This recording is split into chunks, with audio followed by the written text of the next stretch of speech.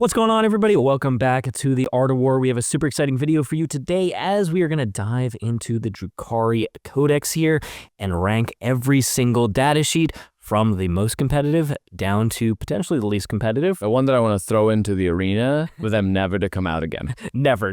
They're getting ripped apart by the beast packs that no longer exist. Oh, legends. No. It happens to the best of us, Skari. Yes.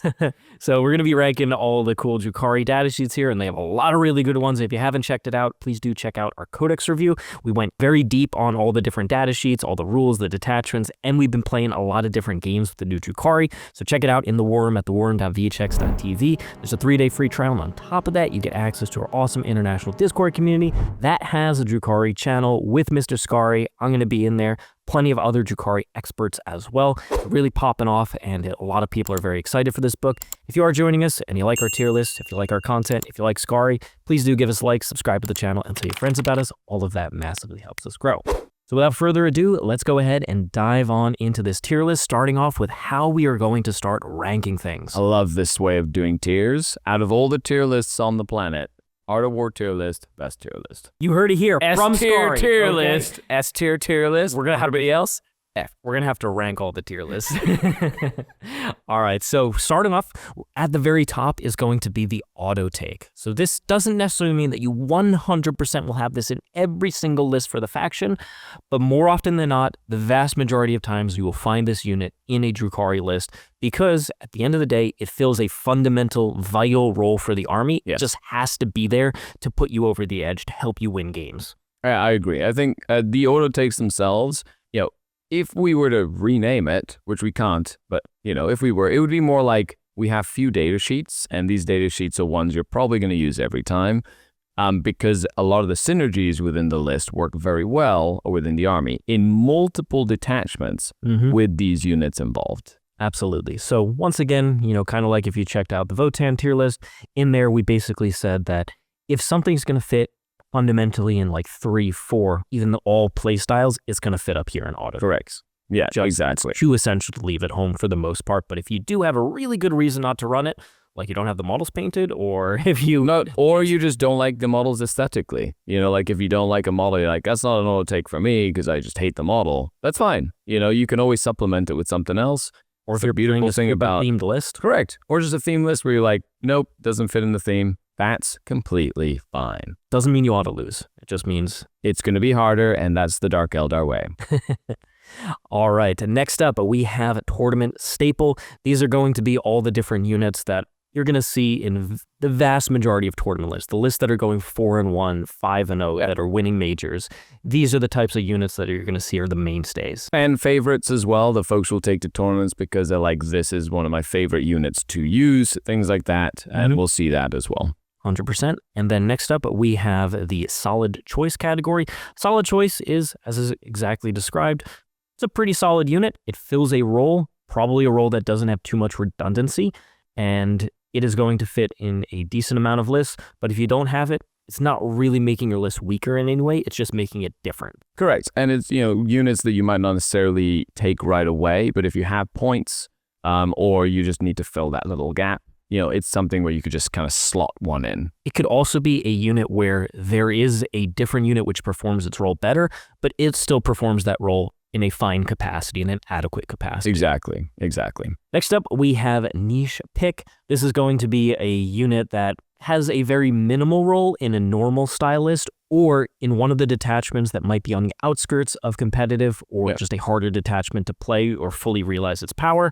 This is something that mostly fits in that playstyle, not necessarily the main competitive playstyles that you're going to see. Yeah, it's what, a detachment or even a unit, like unit role or something that you kind of shines in a very specific sort of situation where you got to look, this is not necessarily something you take every time or to tournament unless you're like, ooh, in this one detachment with this one enhancement, it really kind of makes that unit do something that it doesn't do otherwise, that then increases its value to the point where I'd be like, you know what? Let's try it out and put it in the list. For context, in the Votann tier list, the Earthshakers, the new artillery piece was placed in this, mostly because if you're teching specific for Eldari or possibly Drukhari or some of these T3 elf bodies, Don't like out-of-line-of-sight shooting. running a bunch of out-of-line-of-sight shooting that sucks into Marines or some of the like vehicle-heavy armies, but is really good into that matchup, that's where niche pick comes in. Correct. Great for teams. Great for like, a league that you might know your meta within your local league, or a local RTT where you're like, the person that beat runs this, I need to like tailor a little bit to that. It's a great opportunity to kind of flex those muscles. Definitely.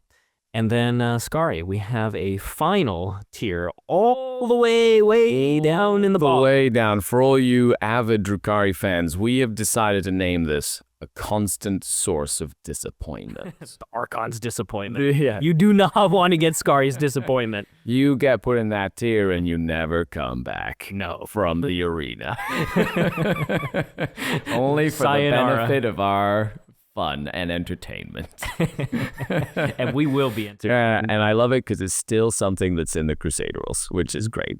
Yeah. For all those who know, you know. And for everybody else, yeah, it's a constant source of disappointment. Yeah, so if something is really quite poor and you're really probably never going to see it, and it might actively harm your list, make it worse, probably going to fit in here. That's right. Although I don't expect too many to go. I don't think it's too many. You'll have a different opinion. So please let us know in the comments down below. Do you agree with this? Do you disagree with us? We really like having that discussion, especially if you're an avid fan of a certain unit that we put in a tier that you don't appreciate. Hey, let us know, because we revise these tier lists, and it'd be really nice to get all your opinions. Yeah, you mentioned the really important word there, discussion. Tier lists are all about initiating and kind of formulating a original discussion based around a bunch of new rules. So, we have played several games already with the new Drukhari Codex, so it is going to be informed by those games, by our thoughts, by our ideas. But just because you played, like 10 or so games doesn't mean that's what this is. Correct. You play 20, 30, 50 games, your opinions can change. Mine did for the Votann units, and we went back and looked at those. I'm sure ours will change. Yeah, you have initial impressions, right? Mm-hmm. And then you put it to practice, and then all of a sudden it starts kind of, you kind of value things differently. Something of value is going to be good for me, less valuable than someone who reads and goes, I just need this every time because I really like it, or it fits my play style, or I can't play a game without the feel of this, if that makes sense. Yeah, so Skari and I are going to be coming at this tier list not only from the perspective of initial opinions based on early games, but also from the perspective of top-level competitive players. So if you are somebody who plays Crusade or plays, your local RTT once per year, or you play like League Highlander games, some of our rankings are very tailored towards, trying to, do well at GTs. Yeah, maximize the units.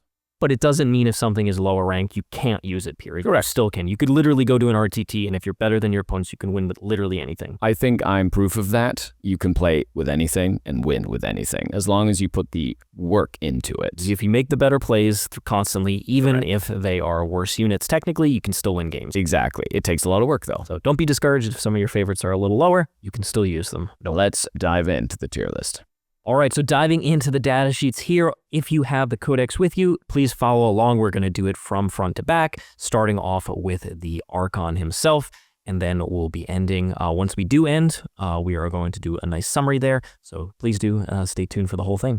Absolutely. So the Archon, I think one of the most pivotal models in a Drukhari army. The addition to their command point, their free command point per battle round, I think is excellent in command point economy. And the battle shock mechanic, I think, is very, very good. It just is like a niche thing to try and score points or do something like, say you get like Shadow from the Warped or something like that. It just helps you keep your units more effective.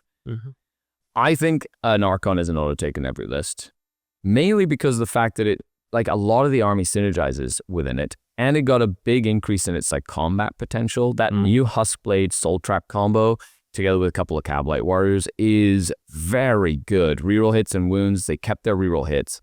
So you can just slot this character into Incubi, into a Hand of the Archon, into Kabalite Warriors, and just increases their effectiveness quite impressively, in my opinion. I think if we're looking at the absolute top Archon, we're probably looking at the Real Space Raid one with Labyrinthine Cunning. Correct. Or the additional CP guaranteed. So he can reduce strats with his data sheet. He can then give you CP by trading in some pain tokens. that character is absolutely insane and beyond an auto-take auto for take, sure. yeah. Especially in real space raid. And in every detachment, there is something that an Archon can do, right? So you, the Covenite Coterie, there's not an enhancement that the Archon can take. Or the Wyches. Or the Witch Cult, right? But you have, in Sky Splinter Assault, the Nightmare Shroud for the not being able to overwatch their unit in a little combat, like Incubi squad or a little combat, a Kabalite squad, you can do that. In the Reaper's Wager, the Arc Raider enhancement, or even in the Kabalite Cartel, where you have either infiltrate 3 units of Kabalites in the hands, or you have the one which allows you to basically get a new contract, which I used and was awesome for free because it was an Archon, right? So all in all, I think the Archon, solid choice. And solid choice for auto take. Yes. Straight up auto take. Straight up take right an at the Archon. top, as the Archon Exactly. Should be. Next up, we have Lady Malys, brand new name character, offering that really powerful Vect aura of increasing stratagem costs, and also just hits insanely hard in combat. Is actually sneakily durable as well. Yep. Does not have the Shadow Field, 5 of Feel No Pain, but extra wound from the regular Archon, so a little bit tougher. I really like her ability to redeploy.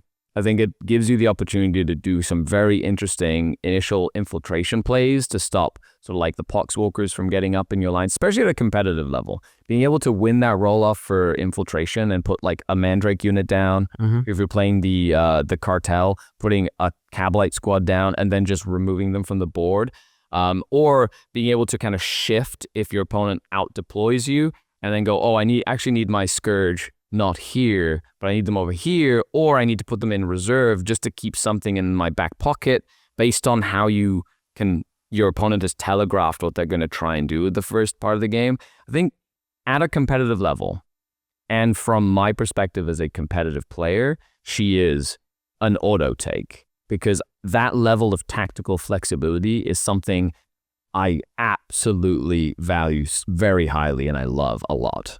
Absolutely. So yeah, I think with her suite of rules, also she can give you access to sustained lethals on her unit, right? To make it hit even harder. She hits like an absolute freight train.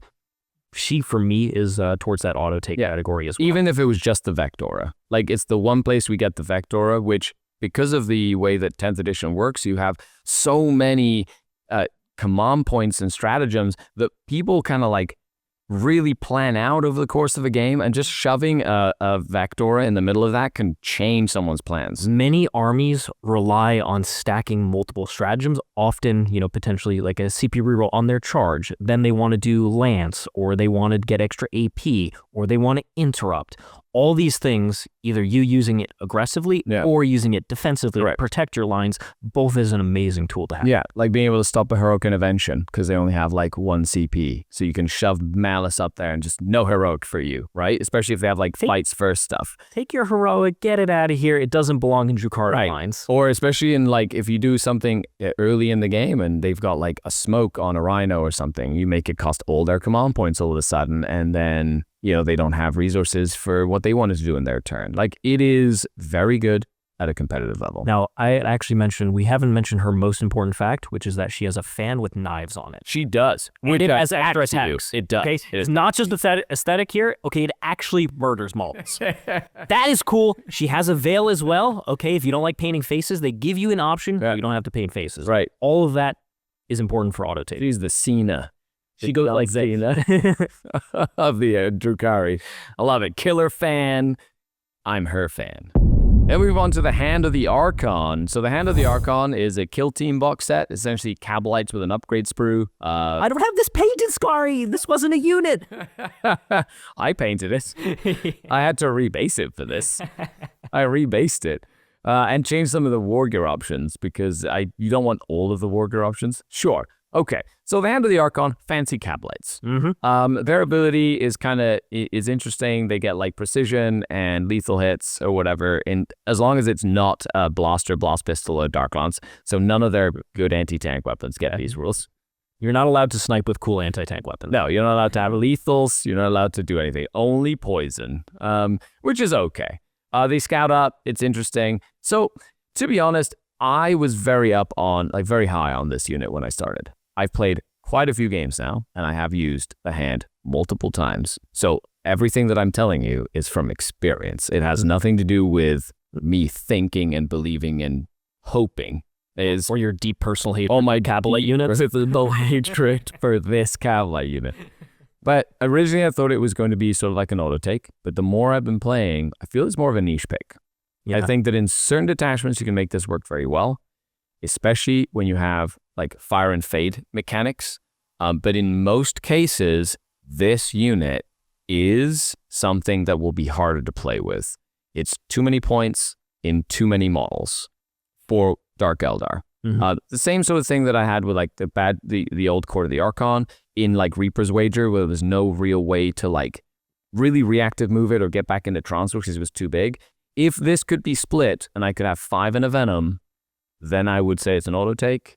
A 10 strong niche pick. Works very well in Real Space Raid. Works very well in the Kabalite Cartel because you have mechanics that you can kind of use them, loan up them, get them up there, that sort of thing. But as a standard, I think it's niche. Yeah, unlike the Court of the Archon previously, the Sliths, Urgles, that unit, it doesn't bring a second or third vital rule to what you're trying to do. It doesn't bring a fight first. It doesn't bring -1 to wound. It needed, I think, one other vital rule to really put it over the edge. Yeah, I think a split would fix this. Just being able to split the unit and run like 5 in a Venom to bounce in and out, give it the scout, take advantage of the extra OC on an objective and the 5 invulnerable save, right? It gives you the, yes, we're going to be durable on this objective fallacy. It's a fallacy. It's not like you're going to die. It doesn't matter.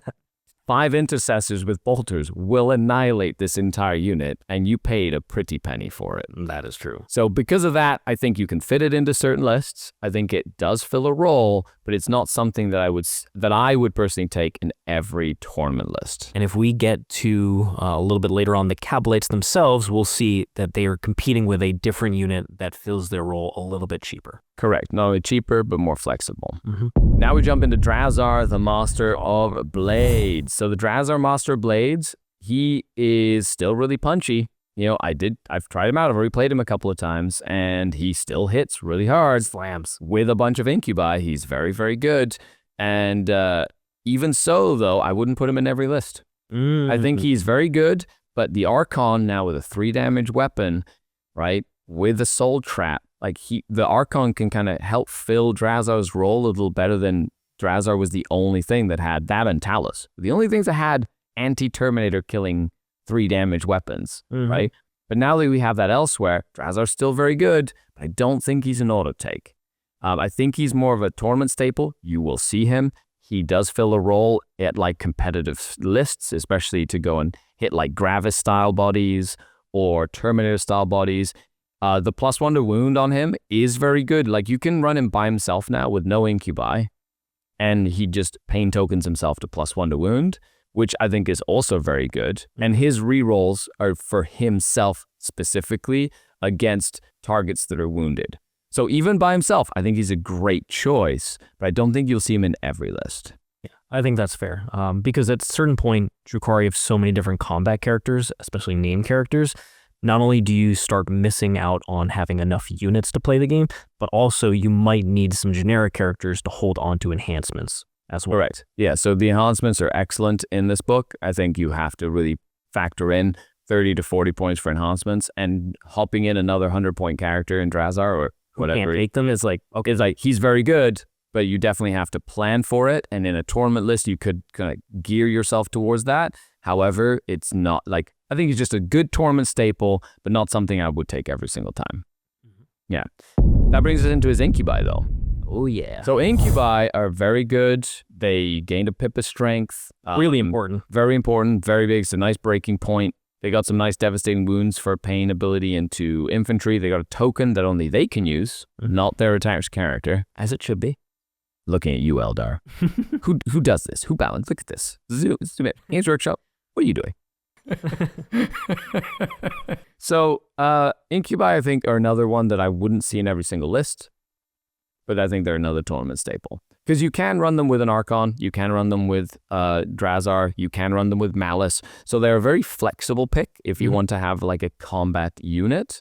However, they do fill like a bit of a niche that isn't necessarily good all the time in every list, but it's a good thing to have at a tournament. Do you see them mostly fitting into the Kabalite detachment, the cartel, or into Sky Splinter rather than... I think they work out decently in any of the detachments that you want. It's really about what you want to do with your characters, right? So it's really not necessarily detachment focused. Yes, they benefit greatly from the Kabalite cartel, especially like getting lethals or sustains, especially when you run them with an Archon in that detachment where you get full rerolls to hit, which then really... enhances that sustained or that lethals. But then you're not taking Drazhar, right? So it's not like an auto take for Drazhar, but it's not really an auto take for the Incubi either. I think it's a tournament staple. You will find some really fun uses for a big brick Incubi with an Archon to get full rerolls to hit, or small Archon like Venom killy Incubi units that jump in and out, right? However, I think there's other units that kind of do it just as well. So they're competing for like with Hellions, for example. Player choice. Correct. It's going to be a player choice, not necessarily just like the rules don't dictate it. Correct. Exactly. Moving on to one of my favorite units in this codex, and favorite units in general. Classic Kabalite Warriors. The staple unit of any Drukhari list. That definitely, I'm not even going to go into much detail. They're an auto take. I'm going to take Kabalites all the time. They are very good. They have a little bit of everything in terms of weapons. They can be split into Venom, and they have one of the most powerful rules in Warhammer, sticky objectives. Absolutely. And also rerolls, actually. Correct. Rerolls to wound on objectives, which I have found very useful to pair with any and all Archon. All good character that can. All character that can. Reroll hits, reroll wounds on objectives, or reroll hits, reroll ones to wound. Just fits into whatever detachment you want, and then sticky objectives, synergizes with the Raider, synergizes with the split on the Venom, synergizes with how cheap they are, high objective control. Like, they're an excellent... I don't know what folks think if you don't take Kabalites. They're such a good battle line choice. They're so good. It's really interesting because if your opponent gives you the choice of something that's not necessarily that durable, relatively cheap, but good OC, if you go in there and murder them with, Drazhar and 5 Incubi, it's like, cool, yeah, you did murder them, but you paid a lot of points for doing that. Whereas Archon plus the Kabalites guarantee is going to contest that objective way and can also do the killing job without paying over the cost. Yeah, and if you're worried about losing them, just make sure there's Venoms nearby, and then just hop back into your Venoms, or in detachments where you have like a real space raid where you can move both 2 units of Kabalite Warriors. Again, you can hop in and out of Raiders, you can hop in and out of terrain, back and forth. Like, there's so many ways to make your Kabalites shine in so many different detachments that I think that they're just really useful. Yep, and then of course the synergy with the Raider as well. Correct. Yeah, sticky from inside the Raider, from inside of a transport. So it gives you some initial early plays where you can have your boats filled with Kabalite Warriors sticking objectives, and your opponent needs multiple activations to crack them out of the transport, then kill the unit inside, and they've got lots of OC. They also have their guns are nothing to write home about. Is one Dark Lance, one Blaster, or a Shredder, a little Blast Pistol maybe. Access to the grenade and smoke keyword with their little Phantasm grenade launcher, or you can make the Sergeant really high OC and make him like OC 3. He's special. He is special. Him and the Archon are 4 OC in 2 models, so you could do something like that if you wanted to. And I find that to be very versatile. Like, in an army that loves versatility, the Kabalite is like the epitome of versatility. Cheap screen, decent damage output into infantry, can bust a tank with a little bit of luck, right? And it's just a little bit of Drukhari moxie. That's right, yeah. With the health of a pain token, anything's possible. And it's just, and then you don't need to get them to do one thing. You can have them over multiple turns. If you keep them alive, their value just increases over how long you can keep them alive, if that makes sense. Absolutely. Yeah, so auto take for me. A lot of auto takes so far. This is a really well designed. As I've said before, is there a way to say auto take or just don't have any other options? It does what it does, and it does it extremely well, and you need it. It's like there's 23 data sheets in this book, and most of them are you're going to build a list with them in it, because what else are you going to do? A lot of units in Drukhari. There's a lot of units, yeah. Next up, we're not leaving the auto takes. That's right. Another one, which is Lelith Hesperax. Incredible. Every time I build a list without Lelith, I wish I had Lelith in my list. That's just why she's so good. One of the hardest anti-infantry hitting characters in the entire game. She's fast. She synergizes with an excellent witch data sheet. She's the whole package. The fact that the witches just gave her advance and charge in any detachment for a pain token. No CP. You put her in a raider, all of a sudden she yeets out like 14 inches from this raider, plus an advance, plus a charge.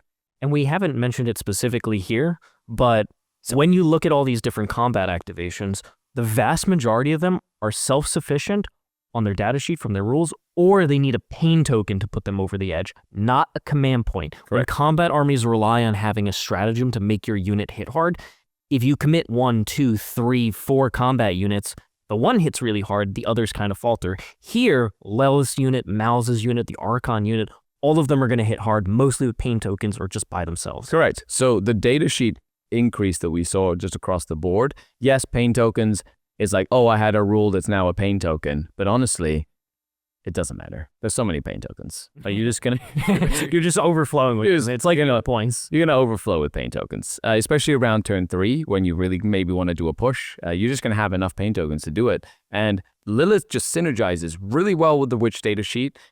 Also can be split in a Venom, which is, just splitting in a Venom you can see is a very key part of this. So it's a small, heavy hitting unit, and she just fills the gap of something that needs to go into a bit of an infantry unit and just annihilate this infantry unit, which armies tend to have some sort of infantry. And if they don't have infantry, you can, if you're playing a detachment like Reaper's Wager or something like that, you get lethal hits or whatever, like she can still punch up. Yeah, or she can just go in and just be a big OC screen with her witches. Correct. Yeah, or run it by herself and just have her running around being a fights first. Like she fights first as well. So she's a great heroic intervention threat. She's just all round excellent. And I would recommend you build a list with Lelith in it. Yeah. Every time. Get her big hairpiece in there. Oh, it broke again. You have to pin that. As soon as it breaks one time, you're done for. In contrast, though, we have the Succubus. So the Succubus in the index was a laughable choice. Never seen. Like once in a while, if you were going for the memes, or you absolutely wanted your second unit of witches that you split in a Venom to have fights first for some reason, if you had a good plan for it. Well, you fight first into doing 0 damage. Correct. So the Succubus got a cool little anti-character. She's a little bit more anti-character. So precision, reroll hits and wounds against characters. That alone makes her a little bit better, especially into light characters. So her value has increased. In certain detachments, the Witch Cult detachment, with certain stratagems, the +1 damage and AP, the +1 damage and AP, or for example, in Real Space Raid, you can make her +2 attacks, +2 AP with her enhancement and a pain token, which means she does go up to something like 9 attacks with AP 4. Reroll hits and wounds against characters at anti-infantry 3+ with precision. So she can threaten any character in a unit, right?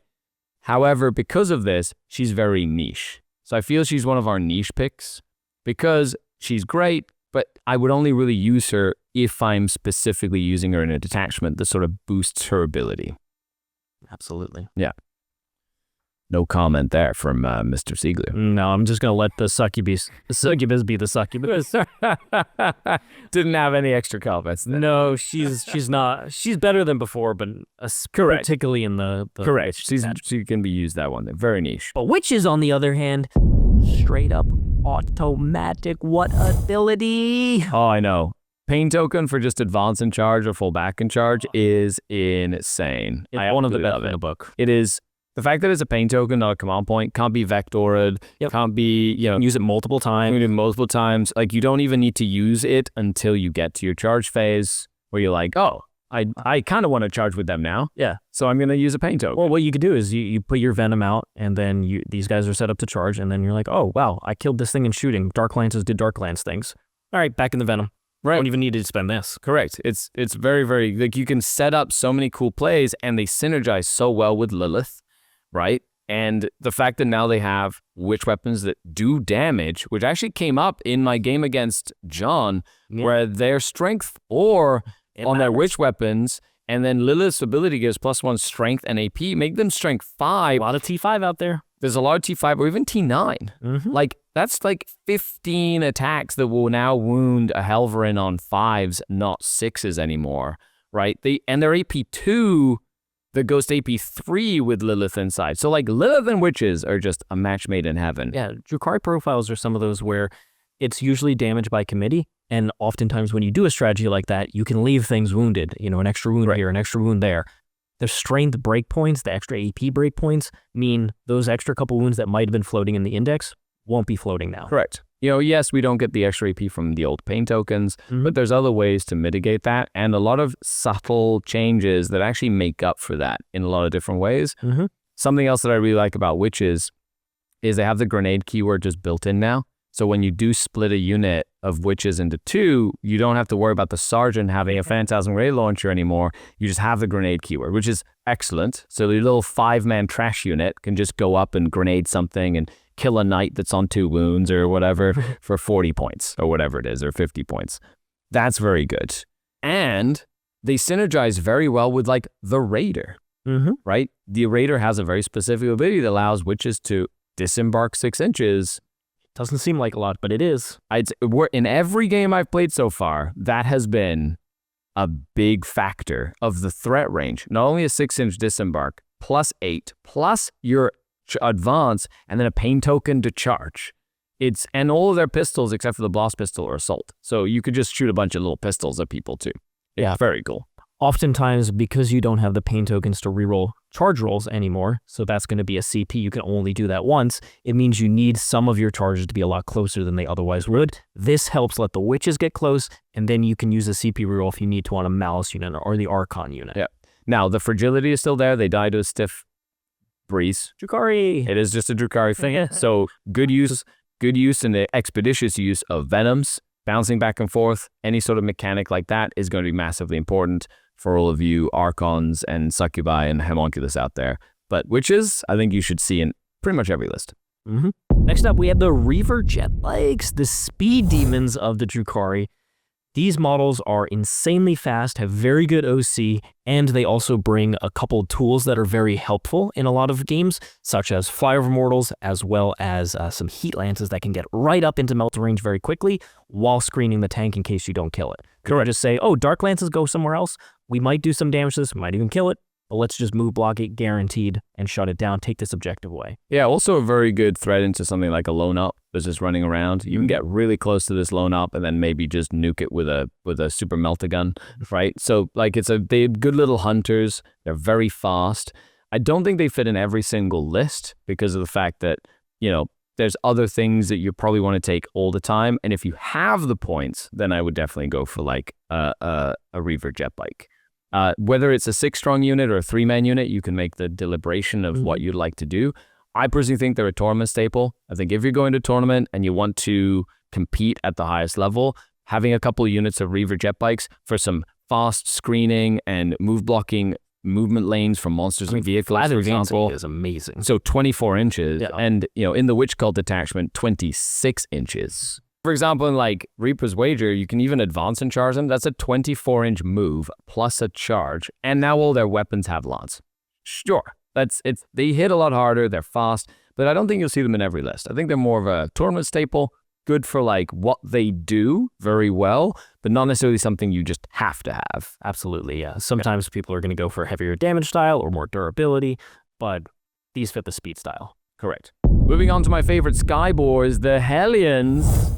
I love Hellions. They got such a glow up Before they were like a meme that I only ran sometimes, and maybe some of you did. But nowadays, I think they're good enough as a great countercharge skirmishing piece that will kill most skirmishing units in a single activation. You can go 10 or 5. I prefer the little 5s, but I don't think they're an auto take because they're relatively pricey for what you get. They're cheap. They're really squishy, but they hit really hard. So as a more technical piece, I think they're more of a tournament staple. I think they will be very useful in like a tournament environment for that early skirmishing game, but I don't think you'll see them in every list. Yeah, I think with the loss of the Beast Pack, things like Hellions, things like the Reaver jet bikes fill that early fast skirmish move block role in different ways. Yep. But if you want that role, you're probably looking at some of these units instead. Yeah, and of course, they do get kind of souped up in some of the detachments, right? Depending on what detachment you bring. This is another datasheet that can get a lot of value out of like lethal hits from Reaper's Wager, or if you run them in like the Witch Cult detachment, they can be faster, they can be tougher, they can have more attacks. They can charge you in your movement phase after reactive moving closer to you. You know, like things like that. Like they do get tweaked in some of these attachments, but overall, a good tournament staple unit. Speaking of a not good tournament staple unit, how about the Razorwing Jetfighter, a unit that I have not seen on the table since probably 8th edition, personally. But what does it do? Well, it shoots a little bit harder against ground targets. It does. And it slows things down with a pain token. That's cool. Sure. And it's almost 200 points. So expensive and flyer. And it's got the same defensive stats as a Raider. Expensive flyer, not much defense. The flyer. Makes me so sad. The Razorwing Jetfighter is a constant source of disappointment. Sorry, fellow Archons, but down he goes. It was such a cool model, and I did run 2 of them at a GT recently. Because I wanted to. Meme. That's right. It is way too expensive for what it does. It just seems like Games Workshop is going on a trend of trying to sort of like make aircraft not really appealing, right? If I were to have like an educated guess on it. And it's definitely not an appealing aircraft unless you're having fun with it. It is a great fun piece to have, but in terms of like a tier list, it just disappoints me every time. Because it's cool and I want to take it, and then every time I take it, I'm like, 2 Ravagers would have been better. Yeah, it's just not a role that the army needs, and it doesn't even do the role it's supposed to that well. Correct. So if you want to do it for fun, sure, but keep it to the arena. On the other hand, the Voidraven Bomber has a very, very strong rule. It does. The ability to strip cover is a fantastic rule to have in the game. Doing additional mortal wounds, as well as having better guns, means that, yes, this flyer is quite pricey, but it is a heck of a lot more interesting than Razorwing Jetfighter. It does. It does something that nothing else in the list does. It has high AP, high volume, high strength shooting that does not care about footprints for line of sight. So it's sort of like a mix of a very powerful indirect weapon in then with a great pain ability, which is the ignore cover ability. Now, like any aircraft, this is a great aircraft. It is very pricey. You're going to be losing a whole Kabalite, 2 whole Kabalite squads and like a Venom and a half to take one of these guys, right? However, being as it may, as a niche pick in specific builds, or if you have a good 1-2 combo with like the Voidraven Bomber, the Carbine Scourge, combined with like the Kabalite Cartel, +1 AP to all your poison weapons or to all your weapons, to get like crazy ignore cover AP on like a Marine unit that's in cover with armor contempt, you don't care. You're just gonna just pick up this unit with like high AP, and then the ability to kill little screens behind, like especially against Eldar where they have like 5 little warp spiders here and 5 little things over there. You can just go, they're all dead, even though they were behind like footprints. However, it's not necessarily an auto take, and it's not something you'll see in every tournament list. It's a solid, like, yes, it's a solid choice, but not solid enough to be taken like every time you need a solid choice. It's just not that cheap. Price. So it's more of a niche pick. You can build around it. You can build, I've proven you can build even run around it. You can run 2 of them, and I think it would be a very good niche pick. But at that point, you're sort of skewing the list.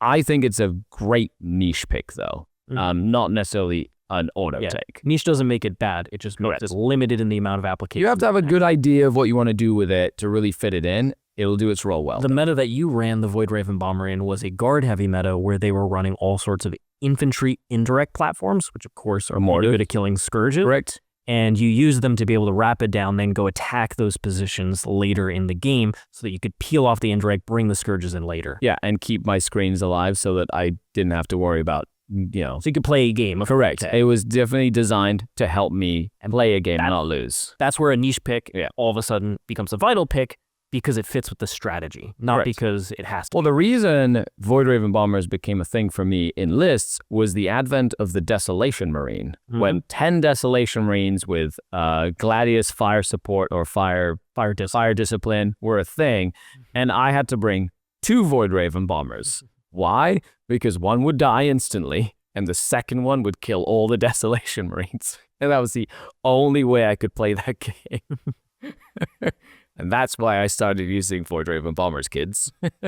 So look at what your meta is. Yeah, exactly. Moving on to the Haemonculus, another one of the main characters.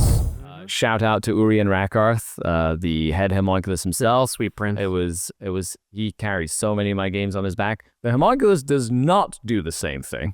No. No. Pain token mechanic activation, brings back Wracks, sure. Like, really useful in, like, specific stuff. I think he's definitely, like, he's more of a niche pick for me. I wouldn't take him in every list now. After taking him in pretty much every list, he's kind of gone down in that level of the points that I spent on him I could spend elsewhere.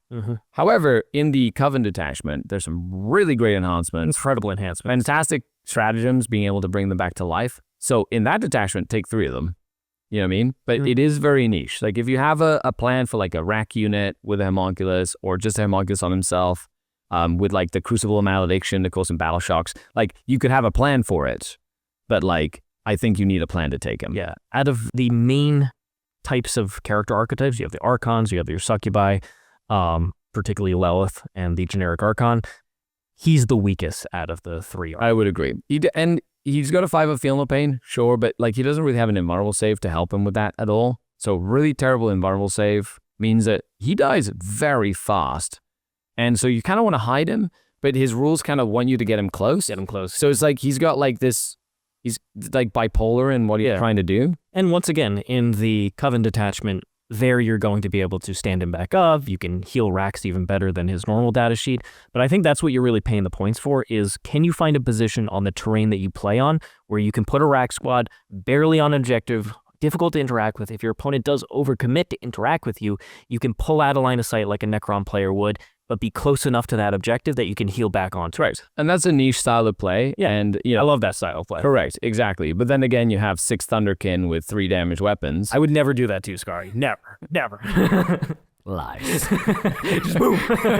You're like, I doesn't have matter if you -1 damage. see, It doesn't matter. if you see 1, they're all dead. So niche. Yep. Yeah, definitely a niche pick. Moving on to the Wracks. I think one of the most changed data sheets fundamentally within the index to codex. They got 2 wounds. They got a different pain token mechanic, which is, like, increasing their attacks. Their attack profile went up, very, like, greatly improved attack profile, especially into lighter units like guardsmen and little swarms. Like nerve they beat up things that you want to kill. Twin linked, extra strength, good AP, like decent AP for what they are. Excellent change. But I played them a couple of times, and they're not something I take every time. I thought I would. I thought, like, Haemonculus and Wracks would be like, oh, I'm going to take this in every single list I play. And the more I play, I'm like, like, they're okay, but I feel they're more of a niche pick. I think that it's also a bunch of points in one place. It is a lot of points in one place, for their cost, I can basically take a whole Kabalite squadron of Venom, which is, like, in my opinion, more valuable for how I play Drukhari, which is a lot more trash. It is a big investment. In the Coven detachment, -1 to wound and strength is greater. +1 toughness from the enhancement on a Homunculus, -1 to be wounded army-wide, great stratagem abilities. You could bring them back to life and you have multiples of them, so then it's strength in numbers at that point. They might have one amazing unit for picking up a unit in one go. They can't pick up all 3 of your 10-man bricks in one go, and then you kill something. So I think it is very niche. There is probably a thing to be said about running lots of small units of them with, like, hex rifles to cause up to 6 battle shock tests on a unit in, like, a shooting phase. Just hit an enemy unit 6 times until it fails battle shock. We'll fail one of these, I swear. So niche. Like, I don't think it's something you see every time, but there's some fun things you can do with this if you have a good idea of what you want to do with it. You can also bounce them in and out of Venoms. So, like, you could do bouncy Venom with small MSU-style units, right? It's just not something that I would do in, like, every list, if that makes sense. It feels like instead of playing the trash or the, okay, we'll trade objectives early, but then I'm going to overwhelm you in the late game with the move blocks and stuff, this is, I'm going to stand on the objectives. I'm going to actually try and hold the objectives. It's a very different style for Drukhari. Correct. You have to really build into it. They're great OC, so they have good OC. They're good battle line units. You know what I mean? Like in smaller games where you can advance and charge in like small incursion style games, sure, their value might go up. Raiders get a lot of extra attacks. Great. You put them in a bunch of Raiders, but at the same time, their attacks would probably be better than a Raider's attacks. They are. So like the only time you'd probably do that is they had to fall back from a combat where they're just getting annihilated into a Raider and then use the Raider to do damage. Or if you're using Sky Splinter Assault, where you could tank shock, do up to 16 attacks with a Raider, and then Vicious blades them for more mortals, which I think is hilarious, but very niche, right? Yeah, so not like a staple, but you'll see them. Moving on to our next choice, the Pain Engine Talos. I love Talos. I love Talos as well. They did get a little bit different. They can fight on death with their pain token on 2+, which means that even though they're behind a wall and you got charged by a bunch of Wolfen or something, they still get to fight back. And their weapons now hit better, but they did lose the rerolls to hit. However, in like Reapers, they still get rerolls. So they're a unit that I feel has a lot of play, and they did change their war gear a little bit where they can be a little bit more reliable on the damage output, especially in close combat with like the Twin Link Macro Scalpels if you wanted to run 2 of them, or a random injector that might do D6 damage to something. Sure. I think it's a solid pick. I don't think it's niche enough that you have to take in like the Coven detachment or the Reaper's Wager detachment. I think they're a choice that you can use to fill a gap in a list. Now, for me, when I played Index Drukhari, especially Real Space Raid, I really liked a damage-heavier approach rather than the trash one. So I would go for more durability, more ability to stand on objectives early, and also just more activations of potential damage. And even though they are losing the pain token full rerolls that you would have gotten previously, if you run enough of them, especially in Reaper's Wager, you can add a good amount of damage into a list. Your opponent does try and stat check you. You're like, okay, I am going to do enough and then tie you up with Talos that you're not just trying through this. They're tough enough that they will usually survive. It takes more to kill a Talos than people think. It really does. Like Talos, they can just spike on the 5 of Feeling Pains. They have decent toughness. They have a good armor save. Their weapons are the reliable version of every Drukhari weapon. So you got a Twin Link version of like every anti-tank gun or anti-infantry gun, which allows you to, in my opinion, I love the Haywire Blaster, right? So now it's hitting on 3s, sure. It's good, it's okay. A little bit more susceptible to the -1s to hit out there, but it's twin linked. So if you hit, you're more likely going to do those dev wounds into vehicles, especially in a very tank heavy meta. Yeah. Right. So it's not something I would take every time because they are relatively pricey. Your 2 of them will compete for that like trash cost that I really like. But you can build a list around them or slot them in if you have a couple 100 points left to be like, you know what I need? I need a little bit of a hammer, a little tough hammer that I can bully the mid board with. And Talos are excellent for that. Absolutely. So I'm excited to get these guys on the table. Yeah, solid choice all around. Then we move on to one of the buffing pieces of the army. Yeah, Cronos. It was previously an auto take because it was so vital for basically every non-real space raid detachment to try and get as many pain tokens as possible and maintain that pain token count. Correct. Its rule is about the same. You can reroll. Now, its pain ability actually came in handy in a couple of games that I've played where it kills a model and it heals itself 3 wounds, which is really handy in like a slug against a bunch of guardsmen or whatever, which is really fun. However, I thought it was going to be an auto take in every list because of my preconceived notions of pain tokens in the index. And the more I've been playing it, the more I've just used them as screens and like running them out there. I'm like, I don't care about their pain token generation, really. So it's become more of a niche pick for me. Not even a solid choice. Like it's more of a, if I run like a Coven detachment and I run units of 2, right, or I'm playing against a lot of Horde meta where I need like the blast weapons and flamers, right, then I would try and slot in most of them to take advantage of their regeneration properties or good stratagems. Yeah. But I don't think it's something I would take every time anymore. The modern pain token economy in the Codex is significantly better than the index days. Correct. Which means that regenning them and having to be near the Cronos to be able to regen them isn't as vital as previously. Correct. You don't have to stack up most of your damage pieces in one area near the Cronos, which lets you play a more flexible, spread out style as well. Like at the same time, if you're relying a lot on something like an initial Scourge volley, right? Say you're playing a lot of open tables or your meta is a lot of people that rush at you with vehicles or whatever, and you're just like, I just need my Scourge to reroll. Number one, because then you might niche it into your list. Because one, you can go, okay, look, I give one to a Scourge unit for rerolls to hit.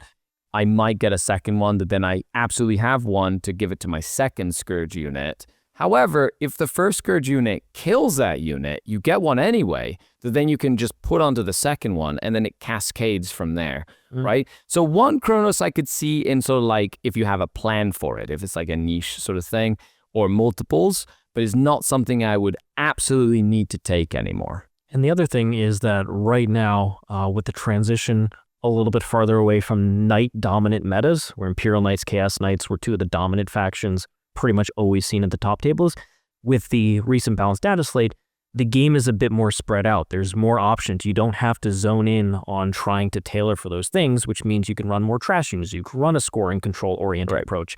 And Drukhari loves going into those type of armies because it does open up the kills where you can easily get them in the early game and build up this pain token count. And there's lots of ways to get them early where you're not necessarily requiring it. And even if you just sit back for a couple of turns and do nothing and don't kill anything, you just get one at the start of each of your command phases, which then means that you just kind of get a few to do stuff with anyway. Like one of the worst things was playing like Custodes and going, I'm going to use my last pain token, then not regenerate it with the Cronos, and then go, well, I hope I can kill this last Alaris captain or whatever it was. And then you just make all his 4-ups and you'd be like, well, now I don't have a pain token for Lelith, who absolutely needs to make this charge. So then she'd go in and hit like a wet noodle, and then it just spiraled from there. Absolutely. Yeah. So a niche choice, you know, solid or niche, I think it's more of a niche now that I've played quite a few games with the new Codex. So this is from experience, folks. And the meta could switch to a more violent early game approach where you want to make sure you have as many as possible in the early game in the first like turn or two. Yep. Then he becomes more valuable. Correct. That leads us on to the Mandrakes, our shadow lads. So good, so good. They got such a glow up. Lone up 18, uppy downy into reserves, not just have to bring them down. There's a pain token ability, sure. Mandrake City. Mandrakes got dev wounds in they're so good. I think they're an auto take. If you're a Drukhari player worth your salt, make sure you take some Mandrakes. They are not, I don't even need to elaborate. They're just so good. Even if you're not worth your salt, which probably compared to Skari, you are not worth your salt. But he flatters me. He really does flatter me. Now you better bow have these to your Mandrakes Archon.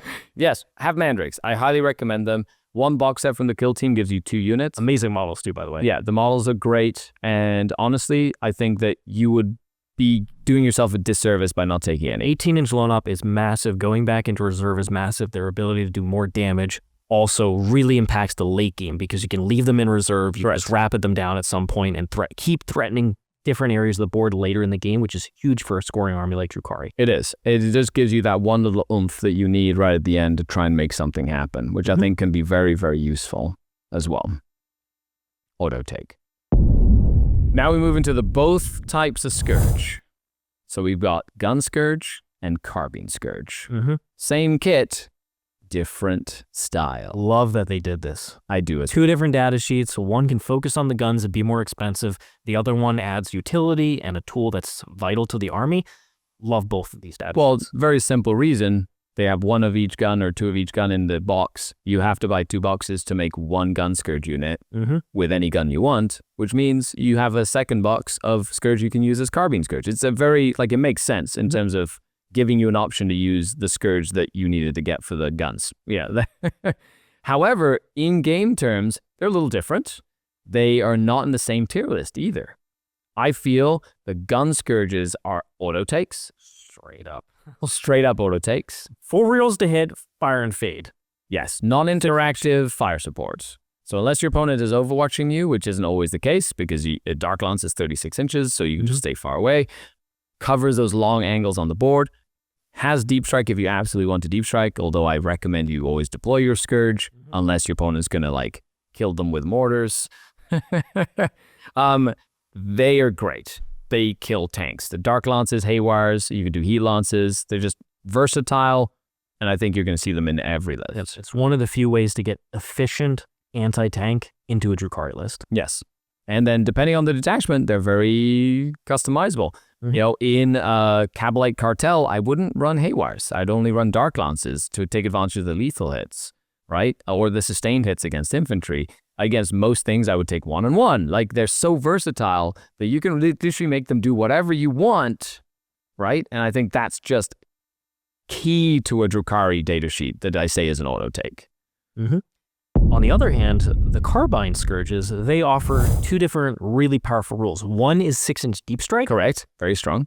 Now, a lot of armies right now are not tailoring those 12-inch no-go zones that used to exist many, many months ago aren't in the modern top lists. You know, maybe you'll see it once in a blue moon, but it's not built into every list. So 6-inch deep strike really opens up turn 3 onward, easy peasy. And then the second thing is the ability to stack AP. And for an army that doesn't have too many ways to ignore an Armor of Contempt or to strip cover, we saw the Voidraven Bomber is the way. AP3 is great until you go into 2-up save and cover, Armor of Contempt. What can you do? Well, let's hit it with +1 AC. Stack it. Okay, now we have some consistent damage into these more durable targets where our opponent wants to stack strats. So we could have Malys nearby and say, cool, we're going to +1 AP as well. You want to spend any of this? No, you're dead. Correct. And so in the sense that I don't think they're an auto take though. Like, they're a very good toolkit piece, which I think will shine at a competitive level with somebody who has some experience, because they're very expensive units to get a very specific benefit, right? And they're only 5 toughness 3 bodies. So you have to commit them and get the best value out of them, and then they die.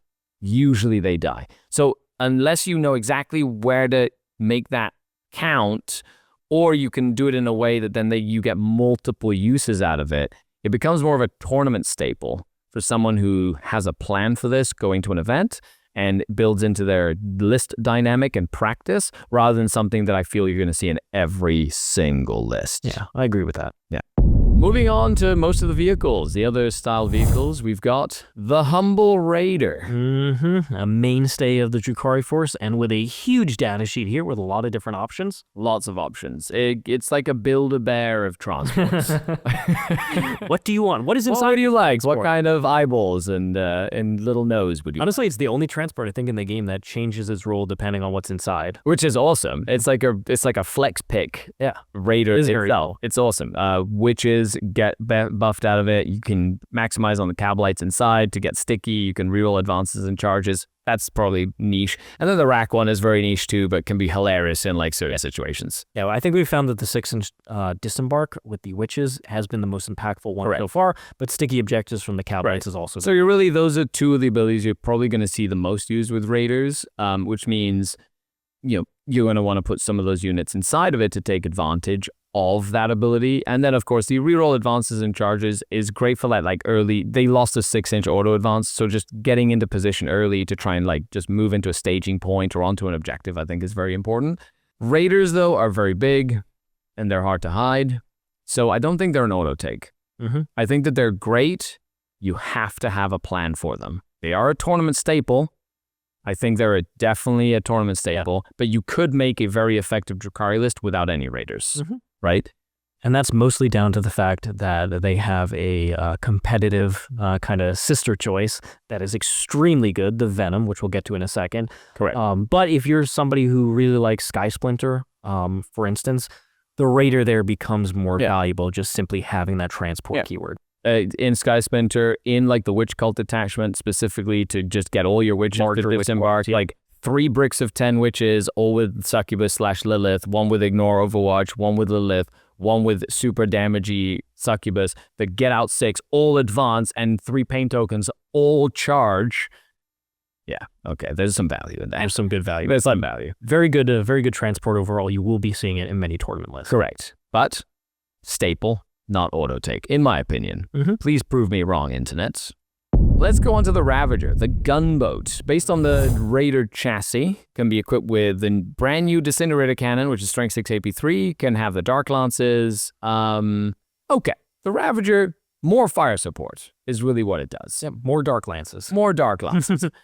I think that its role in and of itself is not one I get to put into my list very often, because I need like a fire and fade to keep it safe, or in the Kabalite Cartel, a lone up to keep it alive, like against shooting. Like anything that just keeps it alive is like super important.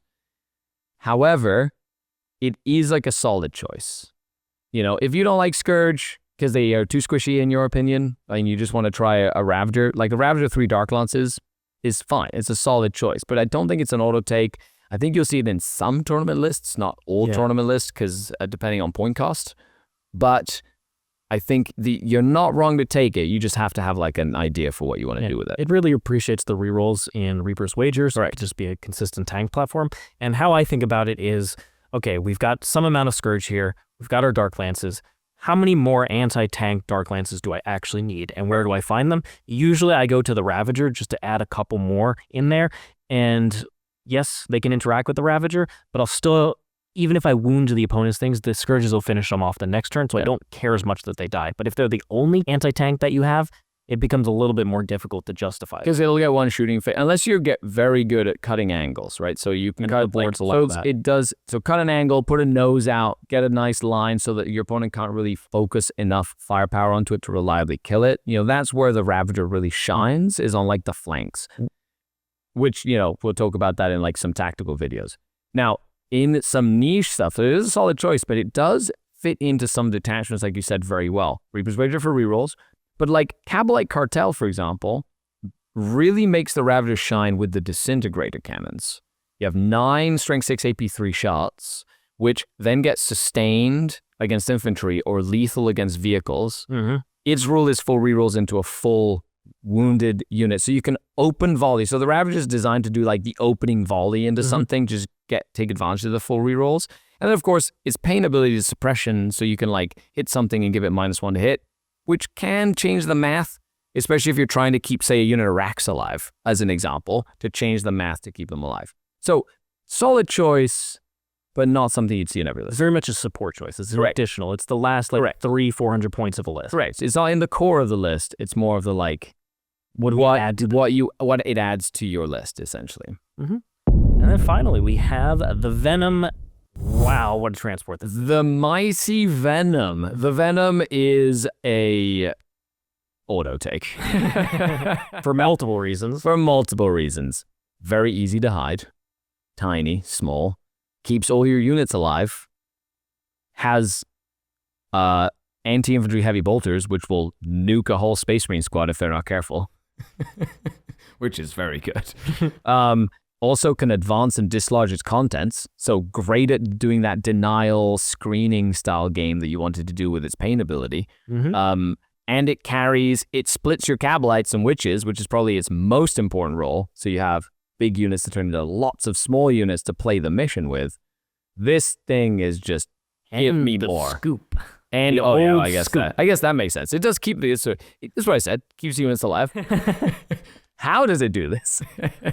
By picking them up at the end of any fight phase, which is essentially free fire and fades, which then you can use in both combat and for shooting. You can have shooting units hop out and hop back in behind walls. You can have combat units run out and murder something, pile back onto an objective, get within 6, and then get back into something that's behind a wall. Yeah, so I like the trick that you use where you position the Venom relatively aggressively for the combat unit, and the combat unit charges, kills the thing, gets back in the Venom. Sure, the Venom's in line of sight, but it's right next to a ruin, and if you kill the Venom, they go behind the ruin. They go behind the ruin, or at least it costs you a couple of activations to then kill the Venom and then kill the unit. You can't just like wipe out the unit in one go, which then draws out more resources, which then you can try and get like line up for Scourges or whatever. So it's a great synergistic piece that I think is just epitomizes what Drukhari kind of stand for and how the faction plays.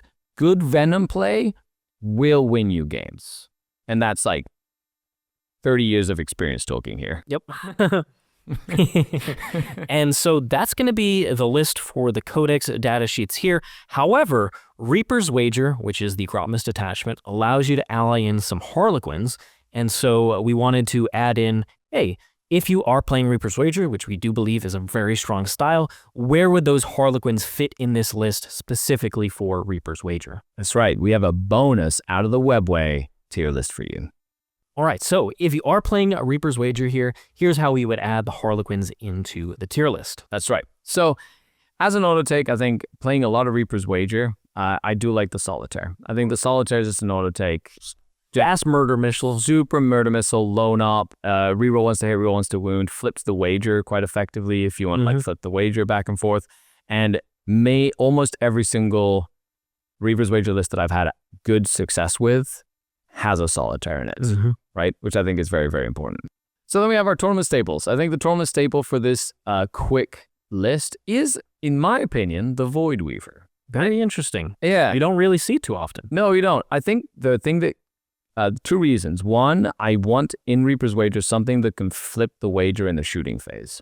And I think the Void Weaver has allowed me to do that. And the more I play it at a tournament staple level, the more it gives me that flexibility as a tournament player to sort of pick off the last couple of wounds from a unit, flip the wager, and then increase my damage potential. It also has Lone Op 18, which in a lot of tournament boards that are very big and open and a lot of firing lanes into some of the long-ranged meta like Knights or Tau or Guard, things like that, being able to have a unit in the open that stops like a rapid ingress and doesn't get shot or just stops like a deep strike and isn't going to get eliminated is massively important. And I think that's very useful. Absolutely. Yeah. So then we go into our solid choices. I think the Troop is a solid choice. You know, you're not going to see it in every single Reaper's Wager list, but you can use it as a big brick. You can use it as a small brick. I think the Troop Master is a very solid choice as well. Yeah, the better leader. Correct. You put it in the little troop unit, and the third solid choice in there will be the Star Weaver, which of course synergizes very well with the Troop Master and the Troop to bounce in and out, very much like a Venom. Very much like a Venom, but in Reaper's Wager gives you some play for like some of the shenanigans you can do there. Yes. That leads us to our niche pick, and I think the niche pick is the Shadow Seer, mainly in Reaper's Wager with the Webway Walker enhancement. Niche gives it deep strike. Some people like the Infiltrate. I prefer the deep strike. And then a large brick of Harlequin troops for a rapid ingress lone up threat that can then advance and charge into combat and bring its like 50,000 dev wound attacks to bear. However, it is niche. It's a lot of points, so you have to build it into your list specifically. Last but not least, we have the Laughing Matter. Tears. The Humble Death Jester. Oh, sorry, Death Jester. I was literally talking about it before we filmed and I sighed. I was like, because every time I've used a Death Jester, I have just been left laughing. So Laughing Matter, the Death Jester, I would rarely take him now, even though I love the model. Send him to the arenas. Sorry, Death Jester, we're going to laugh at your expense, but... That's right. Your death will be laughter for us. And that's that. So for Reaper's Wager, you know, you can mix and match. Let us know what you think about that one. All right, so that's going to end us for our tier list. Please let us know if you agree, disagree with us. We'd love to hear your opinions and your thoughts in the comments below. If you are enjoying this, give us a like, subscribe to the channel, and tell your friends about it. All of that massively helps us grow. Now, what we can see here in the tier list is that there's a lot of really auto-take amazing options, handful of staples, and then not too many solid choices. There's a lot of tech in Drukhari. There are a lot of, I really need this extra thing to put me over the edge or to help fill a role that I need extra support in. And then there's really only one stinker that you're pretty much never going to see. Yeah, unless you're really trying to, you know, have some fun. Or you have a really good idea. Yes, so it just shows us at the core, this book here has some very key sort of iconic units that work well within the way that the army itself works. And then, of course, depending on what you want to build, the detachment, your meta, your play style, the large number of niche choices here allows you to just pick and choose from those niches to sort of craft your own cocktail of pain making. Yeah, and and really thrive as long as you sort of understand what you're trying to achieve. The worst thing you can do is just kind of run a hodgepodge of stuff, and it's not like you can't just blindly pick units and hope that they work together. You have to have a good idea of what you want to do. You cannot take everything you want in a list, which is important. Don't try and do it or the whole list will fall apart. But if you craft a good list with enough practice, you will find something that works specifically for what you want to do. And I think that's the value of this book itself. It rewards the crafty player that has a lot of tenacity to see things through and doesn't care if their whole army gets tabled by the end of the game. Yep, you got to be comfortable dying. You got to be comfortable with pain. Correct. Power from pain. So I'm really excited to see how the Drukhari book evolves over the coming months. I'm excited to see what you do with it, Mr. Skari. So if you really enjoyed our tier list, our Codex review, the games that Skari's been playing, please do let us know. We've been really excited to have him here in the studio, hanging out with us and creating all this awesome content for you. So please do give us a like, subscribe to the channel, and tell your friends about us. In addition, if you want to see more stuff from Skari, you can check out The Worm at theworm.vhx.tv. There's a 3-day free trial, so there's more games against Emperor's Children, in fact, as well as Skari is in the Discord that we have for our community server, and he's in that Drukhari channel basically every day. I'm there. I live there. Sleepless Archon. I live there. He lives in there, so you can also talk to Skari in our Discord and hang out with him and have a great time. But there's going to be more stuff coming for Drukhari very soon, and if you want to see more from Skari specifically on his own channel, where can they find you? You can find me on Scardcast. I do a lot of battle reports with Drukhari and stuff like that, so head on over. The Denizen community is ever evolving in the webway. It's friendly, but also stab, stab. Boop, boop, boop, boop. Stab, stab, stab. So thank you so much, everybody. I hope you enjoyed this one, and we'll see you all next time in the next video. So long for now. Bye, everyone.